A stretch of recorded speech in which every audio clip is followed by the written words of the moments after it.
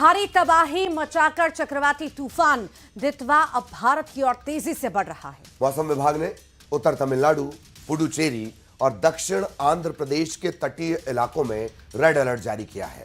तूफान आज ही तमिलनाडु पुडुचेरी तट से टकराएगा, जिसके मद्देनजर समुद्र किनारे रहने वाले लोगों को सुरक्षित इलाकों में शिफ्ट किया जा रहा है। भारत ने पड़ोसी देश श्रीलंका की मदद के लिए ऑपरेशन सागर बंधु शुरू कर दिया है, जहां तूफान ने बेहद खतरनाक रूप लिया। श्रीलंका में अब तक 123 लोगों की मौत की पुष्टि हुई है और देश में इमरजेंसी लागू कर दी गई है। और चलिए अब खबरें विस्तार से। दिल्ली पुलिस की स्पेशल सेल ने एक अंतर्राष्ट्रीय और अंतर्राज्यीय पाकिस्तान समर्थित गैंगस्टर से जुड़ी आतंकी साजिश का खुलासा किया है। इस मॉड्यूल का मुख्य सरगना शहजाद भट्टी बताया जा रहा है, जो पाकिस्तानी खुफिया एजेंसी ISI के इशारे पर काम कर रहा था। पुलिस ने अब तक 3 से ज्यादा आतंकियों को गिरफ्तार कर लिया है और इन गिरफ्तारियों में मध्य प्रदेश, उत्तर प्रदेश और पंजाब के आतंकियों को भी शामिल किया गया है। कार्रवाई राजधानी दिल्ली में सुरक्षा एजेंसियों की सतर्कता और तैयारियों का नतीजा मानी जा रही है। पुलिस ने मामले की जांच भी शुरू कर दी है और आतंकवाद से जुड़े बाकी सदस्य और साजिश को पकड़ने के लिए अभियान जारी है।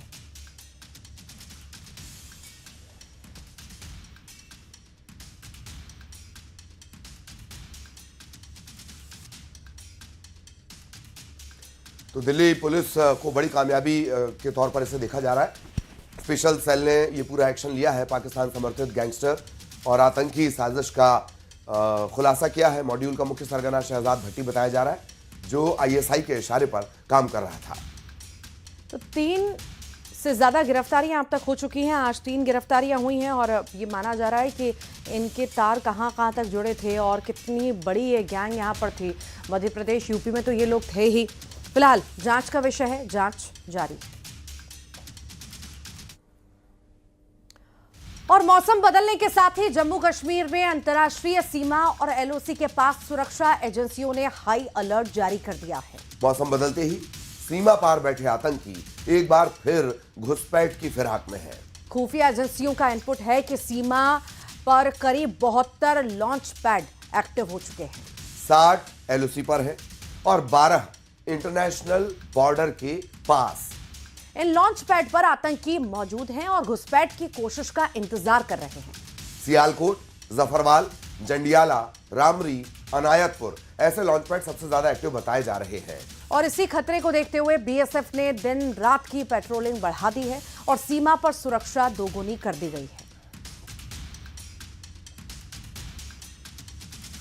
जम्मू कश्मीर में मौसम का मिजाज अब लगातार बदलता जा रहा है, जिसका सबसे ज्यादा खामियाजा भुगतना पड़ता है LOC पर, क्योंकि लाइन ऑफ कंट्रोल पहाड़ी इलाकों में है और पहाड़ी इलाकों में अक्सर बर्फबारी होने की वजह से आतंकियों की घुसपैठ नाकाम हो जाती है, वो घुसपैठ नहीं कर सकते।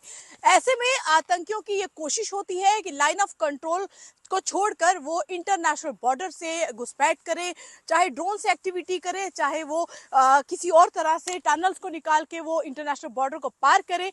बता दें कि इस समय मेरी मौजूदगी इंटरनेशनल बॉर्डर पे है। हमारे जवान जिस तरीके से तस्वीरों में आप देख रहे हैं, इनकी तैनाती को लगातार दोगुना कर दिया गया है, क्योंकि इंटेलिजेंस के पास इनपुट है, सुरक्षा एजेंसियों के पास इनपुट है कि जम्मू कश्मीर में 131 से ज्यादा आतंकी इस वक्त भी सक्रिय हैं। और सबसे बड़ी बात है कि उन सक्रिय आतंकियों पर शिकंजा तो कसा ही जा रहा है, लेकिन इंटरनेशनल बॉर्डर पर बॉर्डर सिक्योरिटी फोर्सेस के जवान लगातार पाकिस्तान पर नजर बनाए हुए हैं, क्योंकि सुरक्षा एजेंसियों के पास इनपुट है कि आतंकी अभी भी घुसपैठ की फिराक में है। जिस तरीके से आपको बता दें कि जिस जगह मेरी मौजूदगी है इंटरनेशनल बॉर्डर पर, इसके ठीक उस पार पाकिस्तान है और पाकिस्तान के उस इलाके में कई लॉन्च पैड हैं, जिनके आपको मैं नाम साझा करूंगी।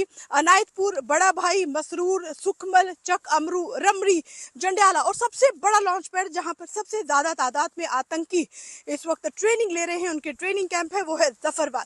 तो ये सारे जो लॉन्च पैड आपको मैंने बताया, ये इन सभी लॉन्च पैड पर आतंकी लगातार जो है वो कोशिश कर रहे हैं कि वो एक तो वहां पर ट्रेनिंग लेते हैं और दूसरा वो कोशिश करते हैं कि कैसे घुसपैठ करनी है इंटरनेशनल बॉर्डर से, लेकिन हमारे सतर्क सतर्क जो बीएसएफ के जवान हैं वो यहाँ पर मौजूद हैं और लगातार इनकी कोशिश है कि किसी भी तरह की नापाक अगर कोशिश होती है तो उसको कैसे असंभव करना है, कैसे नाकाम करना है। तो अब चूंकि मौसम बदलता जा रहा है और आने वाले समय में इन बीएसएफ के जवानों के लिए भी बहुत ही ज़्यादा चुनौतीपूर्ण हो जाएगा, क्योंकि अब लगातार अब जैसे जैसे मौसम बदलेगा तो धुंध भी पड़ती जाएगी। ऐसे में धुंध में भी बेहद ज़्यादा मुश्किलें इनको आती हैं कि अगर कोई घुसपैठ की कोशिश करता है तो धुंध में वो दिखाई नहीं देता। इसके लिए बॉर्डर पर खास तरह के हाई डेफिनेशन कैमरास को भी इंस्टॉल किया गया है, जिससे कि साफ तौर पर ये देखा जा सके कि अगर कोई घुसपैठ कर रहा है तो कैसे इनको नाकाम करना है। बता दें कि ये जो महिला जवान मेरे पीछे आ रही हैं, ये इन्होंने एक अहम रोल निभाया था जब ऑपरेशन सिंदूर को अंजाम दिया था और ऑपरेशन सिंदूर में इन महिला जवानों ने बेहद ज्यादा अहम अपनी भूमिका निभाई थी। डॉक्टर शाहीन उर्फ मैडम सर्जन की गिरफ्तारी के बाद एजेंसियां अब उसके पूरे नेटवर्क पर शिकंजा कस रही हैं। जानकारी के मुताबिक शाहीन और उसके साथी डॉक्टर आदिल ने व्हाइट कॉलर टेरर मॉड्यूल खड़ा किया था और टीम बी नाम की सेकंड लाइन तैयार की थी। जो पकड़े गए, ये जो टीम बी थी वो पकड़े गए आतंकियों की मदद करती थी।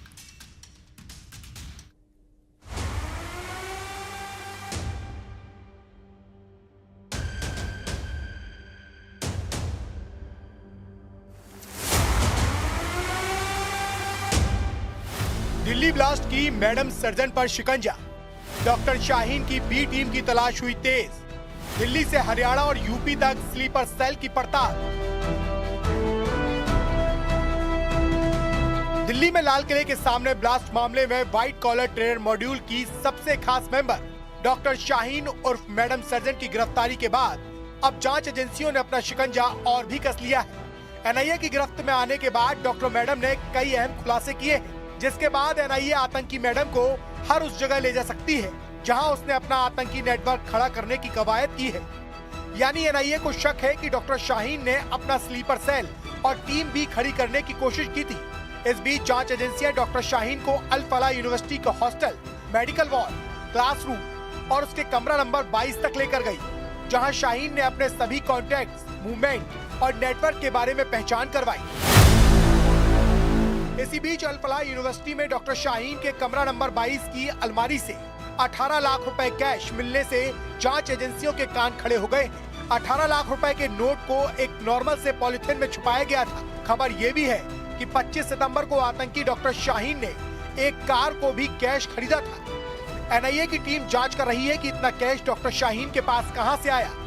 एनआईए की टीम ने डॉक्टर शाहीन के अल फलाह के एडमिन ब्लॉक में बने लॉकर की भी तलाशी ली है।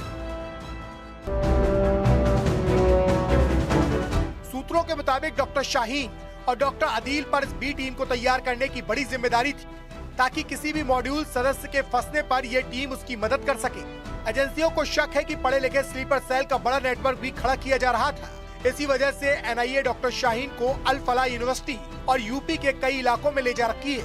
इसी वजह से एनआईए डॉक्टर शाहीन को अल फलाह यूनिवर्सिटी और यूपी के कई इलाकों में ले जा सकती है। जानकारी ये भी है कि अगस्त महीने में डॉक्टर शाहीन कानपुर गई थी और उसके साथ 4 कश्मीरी युवक थे। इस बीच एक गाड़ी भी जांच के दायरे में है, जिसका नंबर जम्मू कश्मीर का है, लेकिन गाड़ी किसी युवक के नाम पर है और फास्टैग किसी और के नाम पर चल रहा है।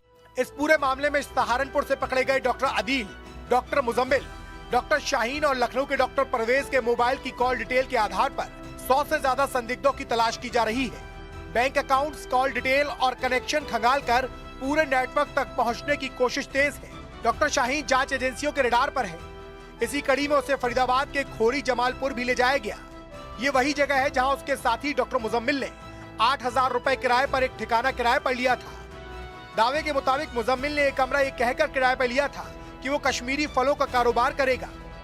जांच एजेंसियों की पूछताछ में डॉक्टर मुजम्मिल ने ये बात कबूल की कि लेडी कमांडर डॉक्टर शाहीन उसकी गर्लफ्रेंड नहीं बल्कि पत्नी है। जानकारी के मुताबिक मुजम्मिल ने यह दावा किया कि सितंबर 2023 में अल फलाह यूनिवर्सिटी के पास एक मस्जिद में उसका और डॉक्टर शाहीन का निकाह हुआ था।